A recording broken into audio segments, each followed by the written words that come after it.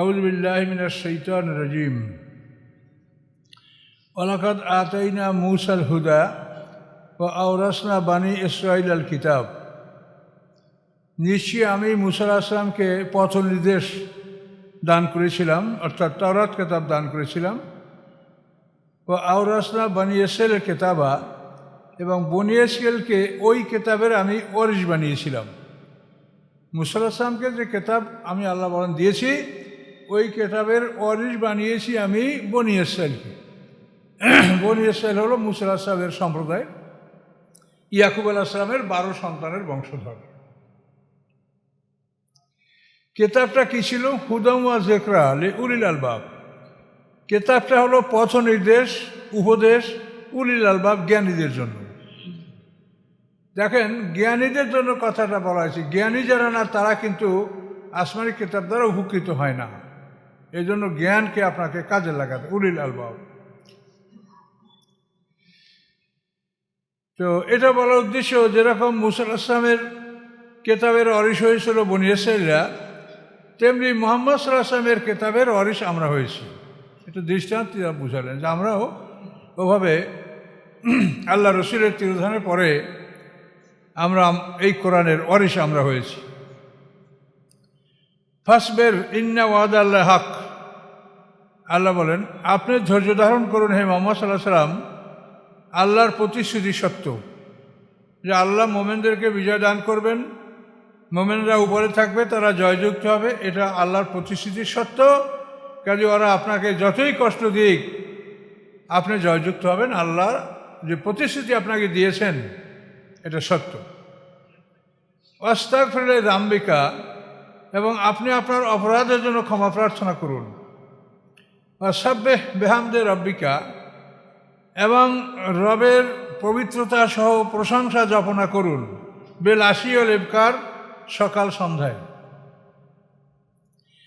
তো এখানে আস্তাগফিরুল্লাহ যামবিকা, আপনি আপনার অপরাধের জন্য ক্ষমা প্রার্থনা করুন। তো রাসূল যদি তার অপরাধের জন্য ক্ষমা প্রার্থনা করে, তো আমরা কি করব? আমরাও করব। এটা আসলে মূল শিক্ষাটা আমাদের।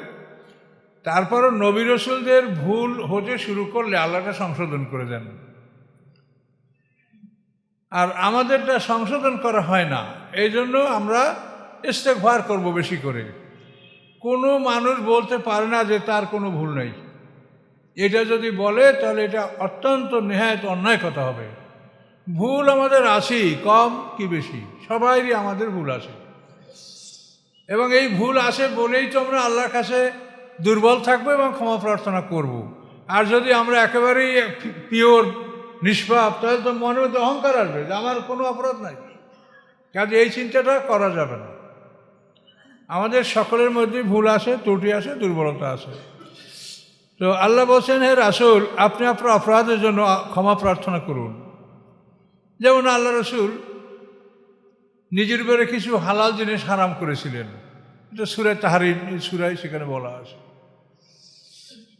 তো এগুলো আল্লাহ রসুলের নেহাত সৌজন্য এবং তার যে একটা ভদ্রতা, এই জন্য স্ত্রীদেরকে খুশি করার জন্য তিনি এরকম কিছু কথা বলছিলেন। কিন্তু আল্লাহ পরে সংশোধন করে নিয়েছেন যে না, এটা হবে না, এভাবে আপনি হালাল জিনিসকে হালাল মনে করেন। আর রবের পবিত্রতা সহ প্রশংসা করতে হবে। এই পবিত্রতার অর্থ হচ্ছে যে আল্লাহ শিরক থেকে মুক্ত। এই পবিত্রতা তো এই নয় যে তিনি পাকসাফ, এই যে আমরা যেরকম একটা মানুষকে বুঝি এখন রুজু গোসল করছি, এটা না।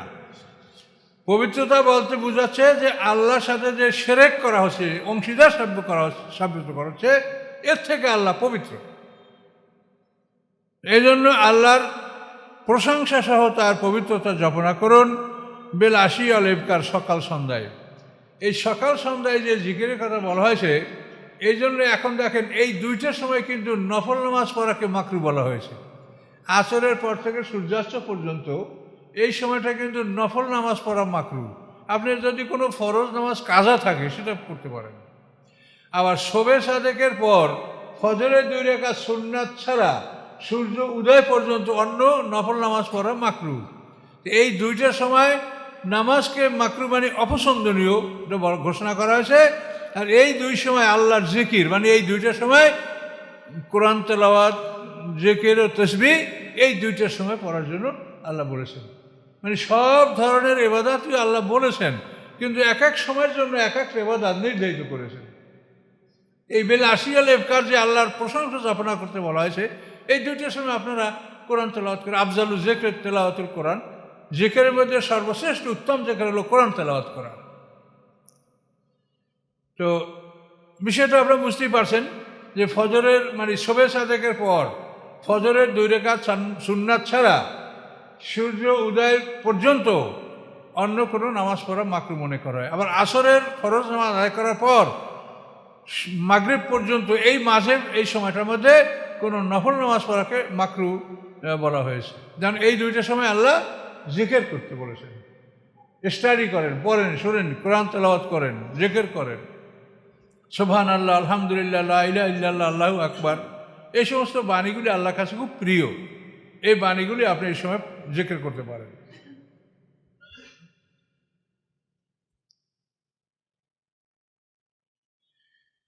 ইন্নাল্লাযিনা ইউজাদিলুনা ফি আয়াতিল্লাহি বিগাইরি সুলতানিন আতাহুম, নিশ্চয়ই যারা আল্লাহর আয়াতের ব্যাপারে তর্ক করে, বেগাইরে সুলতান, কোনো প্রমাণ ছাড়া, আতাহুম যে প্রমাণ তাদেরকে দেওয়া হয়েছে, তারা প্রাপ্ত কোনো প্রমাণ ছাড়া আল্লাহর আয়াতকে নিয়ে তর্কে লিপ্ত হয়। আল্লাহ বলেন এটা কারা? এনফি সুদুরি মিল্লা কেবরুন, নিশ্চয়ই তাদের অন্তরে অহংকার। যাদের অন্তরে অহংকার আছে তারাই আল্লাহর আয়াতগুলি নিয়ে বিতর্কে লিপ্ত হয়। আর বিনয়ী যারা, তারা কখনোই আল্লাহর আয়াত নিয়ে তর্কে লিপ্ত হবে না। আল্লাহর আয়াতের বৈশিষ্ট্য হলো যে এই কোরআন পড়লে আস্তে আস্তে আপনার চামড়া শিহরে উঠবে, শরীরটা শিহরে উঠবে, চামড়াটা নরম হবে, চোখ থেকে পানি আসবে, আস্তে আস্তে আল্লাহর স্মরণে আপনি একেবারে মানে হয়ে যাবেন, বিলীন হয়ে যাবেন যে আমি আল্লাহ ছাড়া আর কিছু আমি চাই না, বা আমি আমার অন্তরে কিছু নাই। তো এই কোরআন নিয়ে তর্ক করার সাহস এটা কিন্তু অনেকে করেছে, নিজেরা নিজেদেরকে ইসলামের গবেষক ইত্যাদি ইত্যাদি ঘোষণা করছে, অথচ আল্লাহর সমালোচনা এভাবে তারা করেছে যেটা কুফরি পর্যায়ের গুনাহ, যে এইটা যদি আল্লাহ না করেন এটা ন্যায় বিচারে পরিপন্থী হবেন, তিনি ন্যায় বিচারক হবেন না, এরকম বলার লোক আছে কারা আপনারা জানেন। কাজে এটা আল্লাহ কিন্তু বলে দিয়েছে কোরআনে যে আমার আয়াত নিয়ে তর্কে লিপ্ত হয় কারা? যাদের অন্তরে অহংকার। এনফি সুদুরিম ইল্লা কেবরুন, তাদের অন্তরে রয়েছে অহংকার। মা হুম্বে বালিগি, অহংকার করে তারা যে জায়গায় উপনীত হতে চায় সেখানে তারা উপনীত হতে পারবে না। অহংকারের উদ্দেশ্য যে আমি সবার বড় হব, সবার প্রশংসা গ্রহণ করব, বা আমি এই হব সেই হবে, কিন্তু আল্লাহ বলেন অহংকারের মাধ্যমে তারা যে অর্জনটা তারা করতে চায় এটা তারা অ্যাচিভ করতে পারে, এটা তারা লাভ করতে পারবে না, আল্লাহ এটা করতে দিবে না। সম্মান যদি আল্লাহ দেয় তো একজন বিনয়ী মানুষকে আল্লাহ দিতে পারেন, অহংকারীকে আল্লাহ সম্মান দিবেন না। আর আল্লাহ সম্মান না দিলে কেউ নিজের চেষ্টায় কেউ সম্মানিত হতে পারে না। ফাস্তাইজ বিল্লাহ, আপনি শয়তান থেকে আল্লাহর আশ্রয় কামনা করেন। অর্থাৎ এরকম আমরা দেখি যে কোরআনে আয়াত সম্পর্কে আমার মনে হয় যে এরকম হলো কেন, এটা এরকম হলে ভালো হইতো, এরকম যদি কোনো চিন্তা আসে তা আল্লাহ বলেন তুমি আল্লাহর কাছে শয়তান থেকে আশ্রয় কামনা করো, এটা কখনোই তোমার এই চিন্তাটা সঠিক নয়। কাজে আমরা সসীম, আল্লাহ হলেন অসীম, আমরা না বুঝতে পারি, কিন্তু আমরা বুঝি এই জন্য বলবো এটা এরকম নয়, এইরকম হলে ভালো হইতো। আল্লাহ ওরকম বললেন কেন, এইরকম বলতে পারতেন। এরকম অনেকে বলে, ভালো মানুষ নামাজি লোকেরাও বলে। এটা বলার মানে হলো মানে আসল নিঃশ্বাসে বোঝে না, এবং শয়তান তাকে খারাপ পথে নিয়ে যাচ্ছে। এই জন্য বলছেন ফাস্তাইজ বিল্লাহ, যে তোমার অন্তরে যদি কোরআনের ব্যাপারে এরকম কোনো তর্ক বিতর্ক অন্তরে জাগ্রত হয় তাহলে তুমি সেখানে আল্লাহর আশ্রয় কামনা করো, মনে তুমি সেটাকে স্থান দিও না। ইন্নাহু আস-সামিউল বাসির, আল্লাহ তাআলা সব কিছু শোনেন, সব কিছু দেখেন। অর্থাৎ তুমি যদি আল্লাহর কাছে শয়তান থেকে আশ্রয় কামনা করো, সে তোমার কাছেই আছে, শুনে ফেলবেন, আল্লাহ শুনবেন এবং তোমাকে আশ্রয় দিবেন। ইন্নাহু আস-সামিউল বাসির। তাহলে এখন দেখেন, এই যে আমরা মানে আল্লাহর নৈকট্য লাভের জন্য একটা যে মধ্যসত্ত্বা আমরা মানি, এই যে পীর ছাড়া মানুষরা আল্লাহর কাছে যাইতে পারবে না, পীর যার নাই তার পীর সাথে, এইভাবে কথা কিন্তু সমাজে বলা হচ্ছে, এবং এই কথা পৃথিবীর কোটি কোটি মানুষ বিশ্বাস করে, নামাজি লোকের এগুলো বিশ্বাস করে। অথচ আল্লাহ বলছেন যে আল্লাহ সব কিছু শোনেন, সব কিছু দেখেন। আমি কি করছি এটার জন্য আল্লাহর পক্ষ থেকে ফেরেশতা নিয়োগ করা আছে, তারা ঠিক মতো লিখছে। সকাল সন্ধ্যা আপনার আমার রিপোর্ট যাচ্ছে। তো পীর সাহেব কী করবে? পীর সাহেবের আমলও আল্লাহর কাছে ওইভাবে জমা হচ্ছে। তাহলে আপনারা আমার কথা শোনেন, আমি কোরআন থেকে বলছি জন্য শোনেন, তাদের শুনতেন না। তাহলে একজন পীর আলেম তার এটাই কাজ হবে যে তার কাছে লোকেরা আসলে তাদেরকে সে হেদায়েতের কথা শুনিয়ে দেবে। কিন্তু সে যে আপনার মাধ্যম বা আল্লাহকে পাওয়ার জন্য সে আপনার উপকার করবে, যেটাকে কোরআনেই বলেছে কোরবানা না লেহা, অর্থাৎ আল্লাহর নৈকট্যে পুষিয়ে দেওয়ার জন্য তারা ইলাহ। এটা কিন্তু মানে সম্পূর্ণ কোরআনে আল্লাহ তাআলা এটা অস্বীকার করেছেন যে এটা কোনোভাবেই না। তোমরা সবাই আল্লাহর গোলাম, তোমরা সবাই যদি আল্লাহ এবং রাসূলের আনুগত্য করো তা তোমাদের মর্যাদা নবীন, সিদ্দিকিন, শুহাদা, সলিহদের মর্যাদা তোমরা পাবে। মাইয়ুতিল্লাহ ওয়া রাসূলা, আল্লাহ এবং রাসূলের আনুগত্য যারা করে, ফাউলাইকা মাআল্লাযিনা, তারা ওদের সাথে থাকবে। কারা? মাআল্লাযিনা আনআমা আল্লাহু আলাইহিম, যাদেরকে আল্লাহ পুরস্কার দিয়েছেন। তারা কারা? নবীন, সিদ্দিকিন, শুহাদা, সলিহীন। আল্লাহ এবং রাসূলের আনুগত্য করলে আপনারা তাদের সাথী হতে পারবেন, এটা কোরআনে বলছে। আল্লাহ তো বলে নাই যে নবীন, সিদ্দিকিন, শুহাদা এদের আনুগত্য, নবীর কথা আল্লাহ বলছেন। রাসূলের, আল্লাহ এবং রাসূলের আনুগত্য করতে বলছে। এই দুইটা আনুগত্য করলে এই যে ভালো লোকগুলি, ফাউলাইকা মাআল্লাযিনা আনআমা আল্লাহু মিনান নবীন, সিদ্দিকিন, শুহাদা, সলিহীন, এদের সাথে আমরা স্থান পাবো। এটা কোরআন বলছে, এটা মুখের কথা না, কোরআন বলছে, আল্লাহ বলছে। তাহলে আমরা আল্লাহ এবং তার রাসূলের আনুগত্য করব। আমরা একটা মানুষের আনুগত্য করব কি জন্য? ওই মানুষটা ভালো কি মন্দ, তার মধ্যে ঈমান আসে না, সে ব্যবসা করে, এটা কি করে আমরা বুঝবো? ঈমান তো এটা অন্তরের ব্যাপার, তো অদৃশ্য ব্যাপার। বহু লোক এমন থাকতে পারে যে ব্যবসার জন্য এগুলো সে করছে, বিভিন্ন রকম ছল চাতুরি অবলম্বন করে তারা ব্যবসা করছে দিয়া। কাজে এই জন্য আপনি নবীন, সিদ্দিকিন, শুহাদা, সলিহীন এদের সাথে যদি থাকতে চান, এর চাইতে বড় কি আছে বলেন? এর চাইতে বড় কিছু আছে? তাহলে মা মানেই সাথে, ফাউলাইকা মাআল্লাযিনা। কোরআন শরীফের অর্থ যখন শিখবেন তখন খুব সহজে, মা মানে কি? সাথে। কারা? মাইয়ুতিল্লাহ ওয়া রাসূলা, আল্লাহ এবং রাসূলের আনুগত্য যারা করে, ফাউলাইকা, এই লোকগুলি, মা মানে সাথে।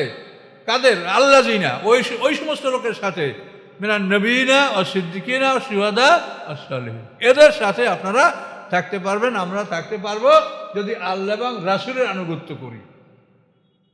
কথা বলতে পারছেন?